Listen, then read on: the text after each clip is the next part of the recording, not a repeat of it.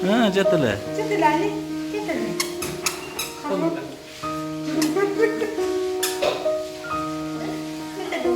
Pas, pas.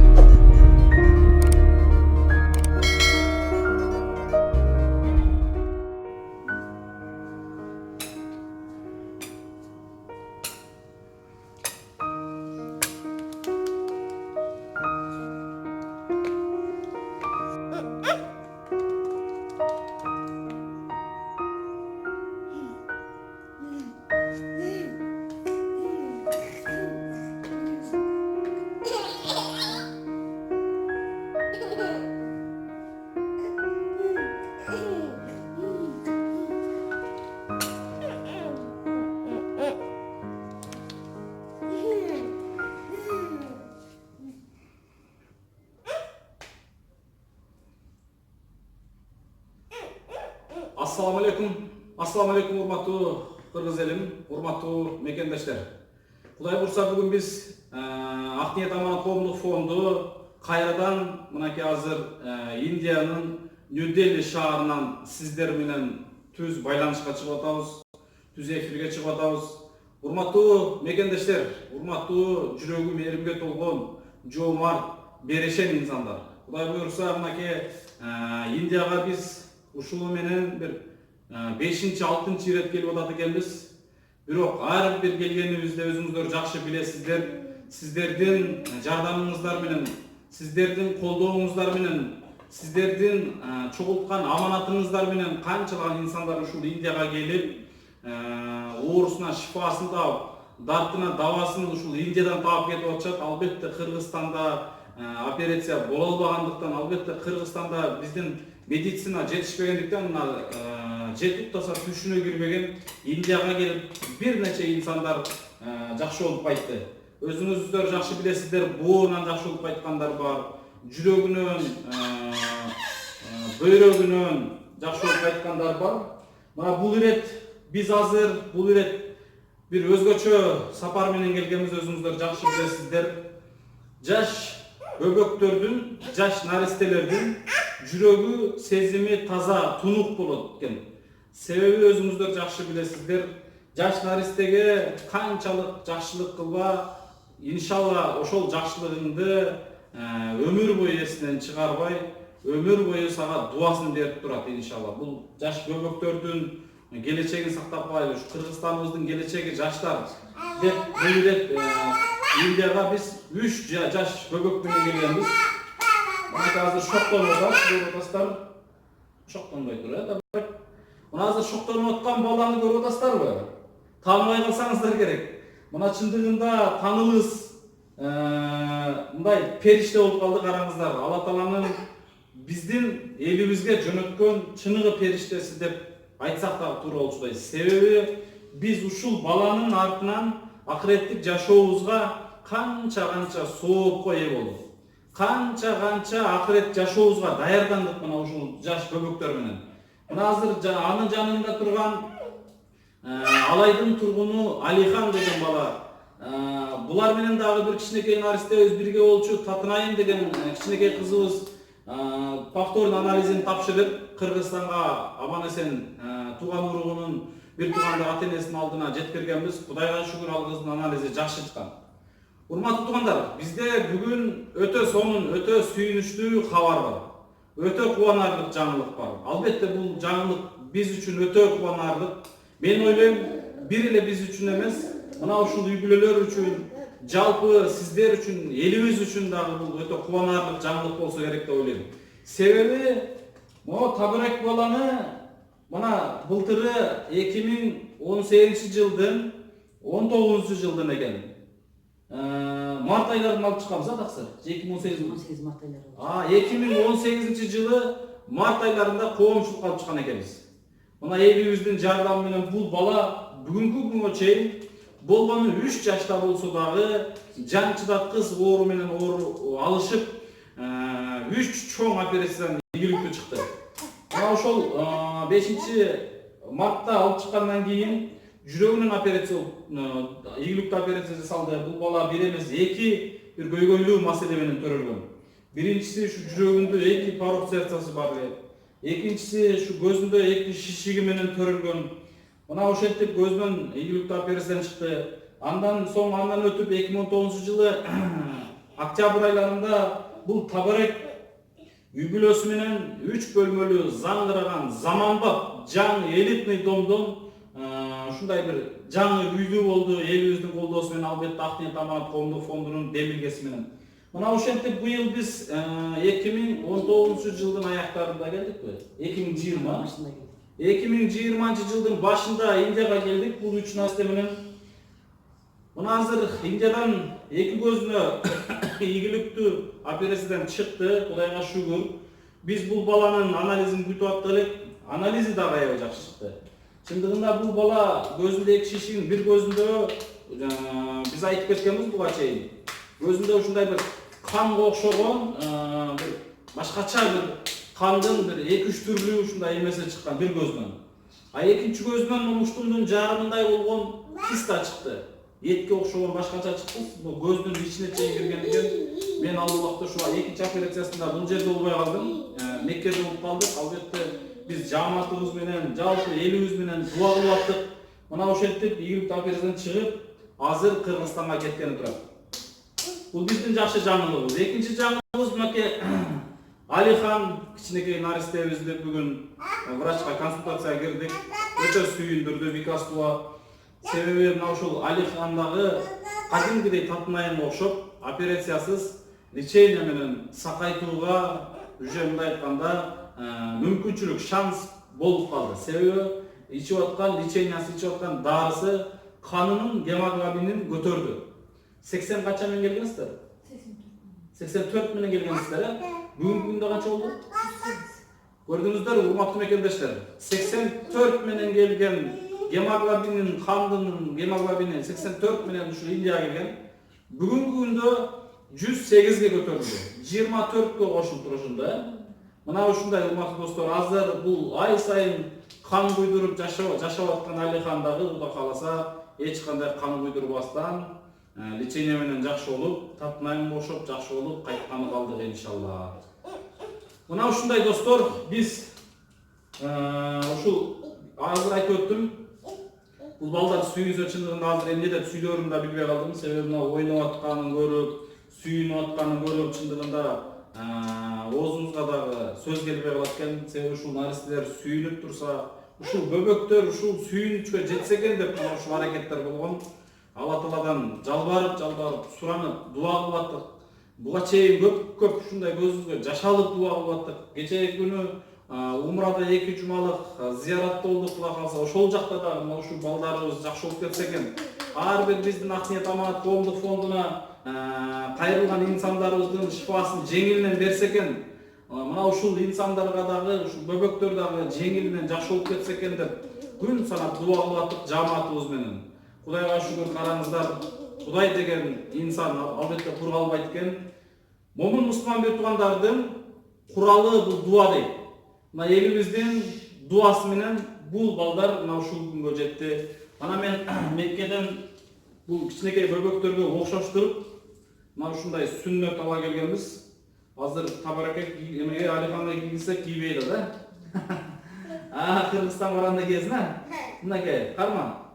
Сонун мындай сүннөтүн ала келдим. Ушу балдар кыргыз элине, кыргыз мамлекетине кызмат кылган, дини исламга кызмат кылган салих уулдардан болсо экен, кааруу балдардан болсо экен, ушу каарлар чыкса экен деп Кудайдан ниет кылып дуа кылып атабыз. Албетте ушинтип жакшы ниет менен дуа кылган болсок, бул балдар эртеңки күнү өзүбүзгө кайра кызмат кылып калышы толук ыктымал.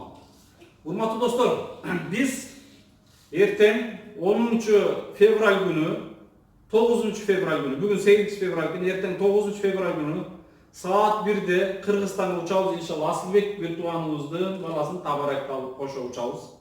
Алихан кийинки жумада калды. 16-февральга иншалла ниет кылып атабыз. Мына келерки жума, акыркы консультациясы акыркы анализи болот Кудай кааласа.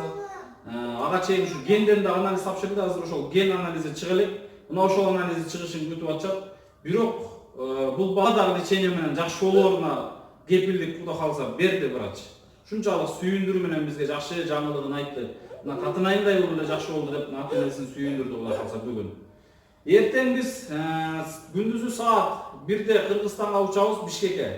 Бишкектен Кудай каалса биздин Актейт Аманат коомдук фондунун жамааты, жана ушул Асылбек Биртугановдун тууган уругу, жана бизге эл менен эл ортосунда көпүрө болуп берип аткан көптөгөн телеканалдар бар. Мына ошол КТРК телеканалы, ЛТР телеканалы, Суперинфо, мына ошол жааматы менен Кудай кааласа эртең Манас аэропортунан түштөн кийин саат 17:35-те эл журт менен Кудай кааласа тосуп алабыз деп аябай бизди сүйүндүрүп атышат иншалла.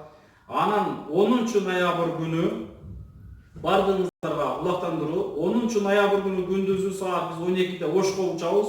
Асылбек Биртугановдун баласын алып. Күндүзү 1-де Ошко жеткен болсок, 2-де Кудай кааласа Асылбек Биртугановдун үйүнө жана айтып өткөн жаңы Заманбап Нурзаман компаниясынан берилген ошол ак өргөгө табараке Кудай өткөрүп алат. Мен ушул жерден учурдан пайдаланып сиздерге айтып кетейин. Эгерде ушул табаракты мынакей табаракты жанынан көрүп, табарака жылуу сөзүңүздөрдү айтып, ушул балага бир келип учурашып кетем деген болсоңуздар, ошол жерге келип кетсеңиздер болот иншалла. Мынакей 10 күнү саат 2-де Ошто биз Кудай кааласа табарака Кудай өткөрүп атат Асылбектин үйүнө. Асылбек азыр мына сүйүнүп атат балаңызгарчы. Үйгө кетип баратабыз. 1 ай Индияда болдуңуз, Кыргызстанда болдуңуз, Индияда жүрдүңүз, балаңыздын көзүнөн операция жасатып, мына ушунчалык сарсан болуп, кыжаат болуп, бирок сиз Индияга бир убактарда Индия эмес, Израилде кеңсе элеңиз. Бирок сиздин оюңузга карабастан Индияга биз алып келе бердик. Анан мен ойлойм жакшы жагынан, жеңил жагынан берди деп. Сиз үчүн кандай болду? Индияда кандай күндөр өттү? Мына эртең Индияда менен мындай айтканда коштошуп Кыргызстанга кетип баратасыздар. Мындай толкундоо сезимдер кандай болуп атат? Элибиз көрүп турат, элибизге бир эки ооз сөз бөлүшүп кетсеңиз. Ассаламу алейкум, урматтуу. Ассаламу алейкум, урматтуу мусулман туугандар, урматтуу кыргыз эли, урматтуу мекендештер, урматтуу бизди колдогон жалпы бир туугандар, жалпы мусулмандар. Албетте биринчи келгенде чынында көп деле калоо болгон эмес. Мен ошо Израилди кыялданат элем. Себеби балам көрүп калат деген үмүтүм чоң болчу. Бирок Аллахтын каалоосу менен бизге тагдырыбызга рызкыбыз Индияда жазылган экен. Ушул жака келдик. Чын медер тапшырдым. Медер тапшырып биздин оюбузга карабай ушул жерде өжөрлүк кылды. Анын үчүн да бул жигитке рахмат. Анткени башында чындап капа болгон, бирок мен Израилге алып барам деген оюма карабай мен Индияга алып кетип атат. Мен ошол жака барып баламга көз салдырат элем да деп ичиме инсанчылык оюм болгон. Бирок андай болбошун бул таксырдын Аллахтан дилге салган экен. Эгер мен Израилде жүрө бергенде балам жанагы эт дагы чоңоюп, жана кан дагы көбөйүп, суу көбөйүп, ошентип балам кыйнала бермек экен да. Ошону алдырганга чейин балам аябай ыйлайт эле да. Азыр мына ишенсеңиздер ушунчалык бир күнүм жок. Сүйүнүп кечке ушуну менен карап бактылуубузду апасып коебуз деңчи. Балабыздын көзү көрбөгөндө эле унутуп калдык чынын айтса. Бул күлүп ойносо ошону карап эле күлүп жыргап эле өзүбүз менен өзүбүзбүз. Ошон үчүн баарыңыздарга рахмат, бизге дуа кылып тургандарга. Ушул балам балким ушул сиздердин дуаңыздардын шарафаты менен Аллахтан ырайым менен операция жеңил болгондур. Чындыгында оор күндөр өттү, 2 операцияга кирди балам. МРТга түшкөндө мен наркоз берди, ал күндө эле биз үчүн оор күн болду. Эми балам үчүн баары кызаат болот экенсиң да. Көрбөйт дегенден кийин үмүт, кыял, арман баары бир жаңсыл болду дегендей. Ошон менен Кудай кааласа эми балама дагы деле үмүтүм чоң, үмүтсүз бир гана шайтан. Тагдырынан дагы деле үмүт кылып отурам, Кудай кааласа кары болот балам, мага алтын тажы кийгизет, көрбөсө деле көргөндөрдөн жакшы бала болот иншаллах деп дуа кылып отурабыз Кудай кааласа. Ошол менен биздин да бир айлык сапарыбыз бүттү. Кудай кааласа эртең Индиядан Кыргызстанга сапар алабыз. Күндүзгү саат 1-де учабыз Кудай кааласа, кечки саат 5:35-те медер таксисине барып түшөбүз. Бүрсү күнү Кудай кааласа Ошко сапар. Аякта да 2 кызым бар, аларды аябай сагындым. Ошол Кудай кааласа бүрсү күнү ушул табаракка кичине ыяксанып көрөйүн деп ойлонуп атабыз. Жакшылык ушундан кийинки дайым тойлор болсун, жакшылык болсун деп. Ошого мен дагы ушу медер таксисинин сөзүнө кошулуп баарыңыздарды ошо ыяксанга чакырып кетем. Келип Кудай кааласа үйүбүздөн даам сызып, табарактын жанынан көрүп, табаракка дуа берип кетиңиздер, табаракка ойнотуп кетиңиздер. Табарактын чын эле ушундай оорудан айыкканына сиздер дагы күбө болуп кетиңиздер. Elin jurtun tinç, özün tinç bolot ekensin da. Çın aytsam özübüzdүn мекенибизди аябай сагындым. Сыртка чыгып, баягы бизге жардам берген адамдарды эми түшүндүм. Сиздерге рахмат. Баарыңыздарга Аллахтан ыраазы болсун. Сиздер мекенди сагынып, сиздер бизге күйүү менен жардам берет экенсиздер да, ошон үчүн сиздердин жардамыңыздарда барака бар экен. Бизден башка муктаждардын да муктаждыгы чечилишин Аллахтан суранып калам.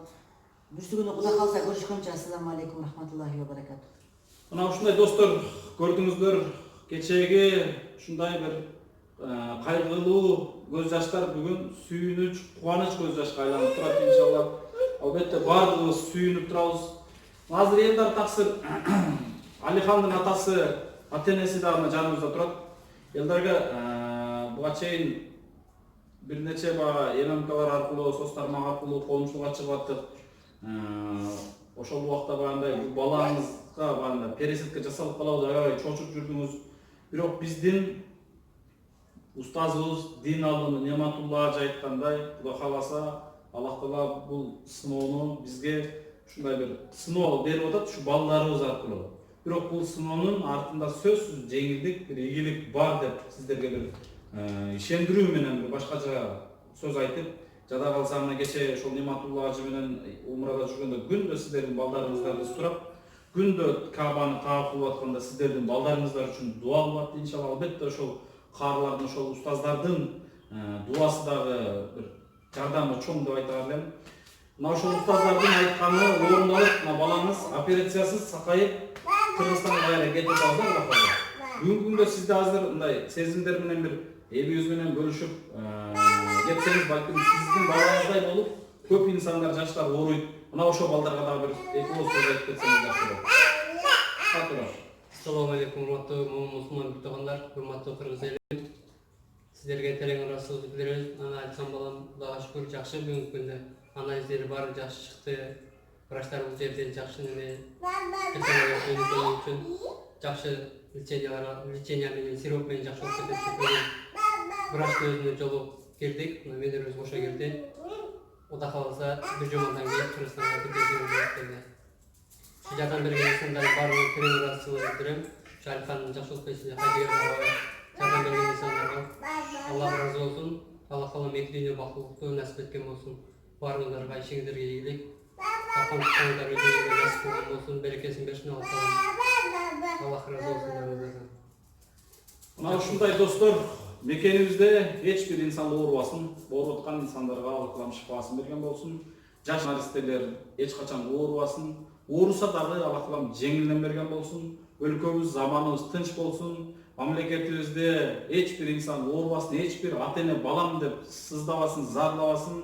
Аллах Таала эч бир инсанга бир оор сыноо бербесин.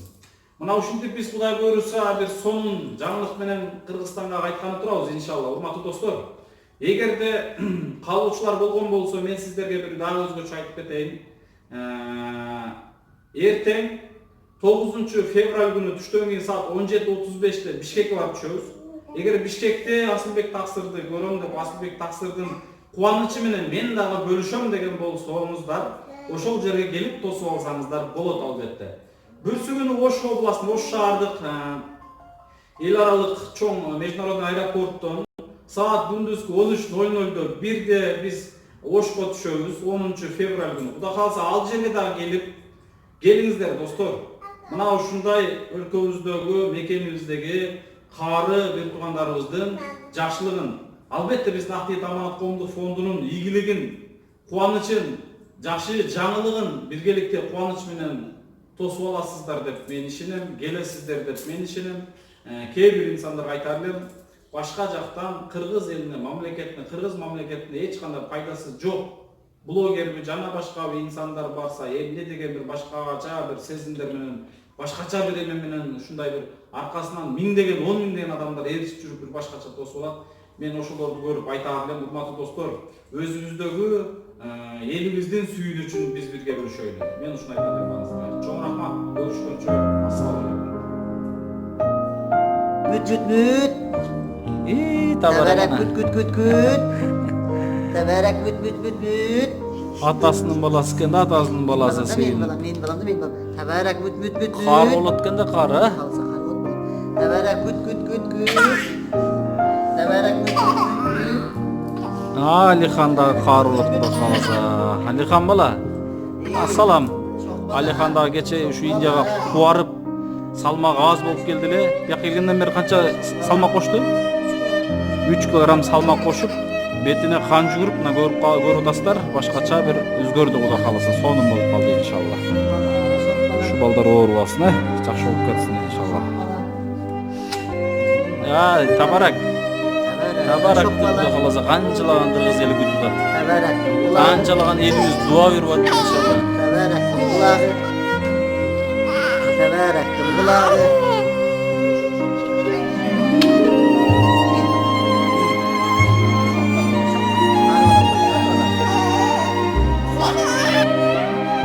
Salam da.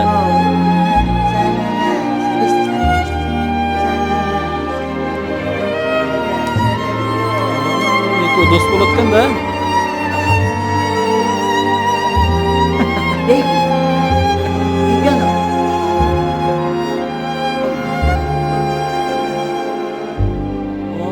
Salam salam.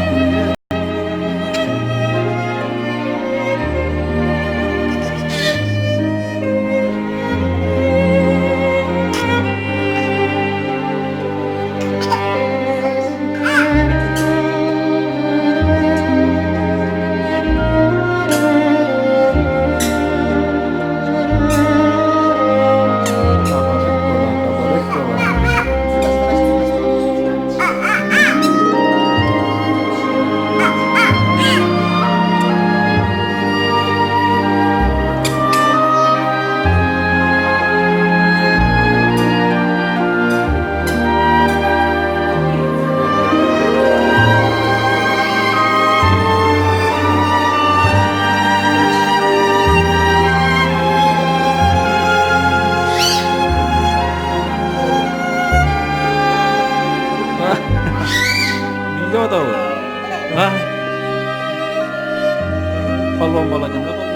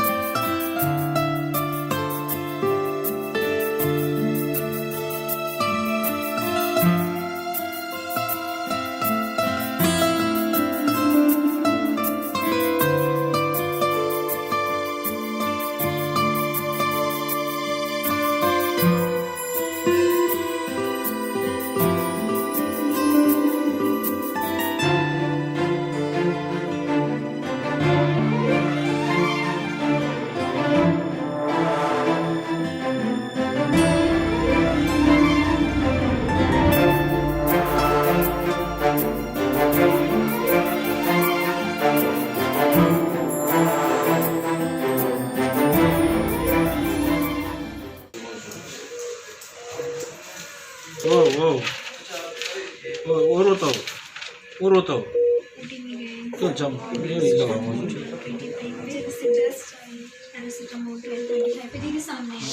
Hoje.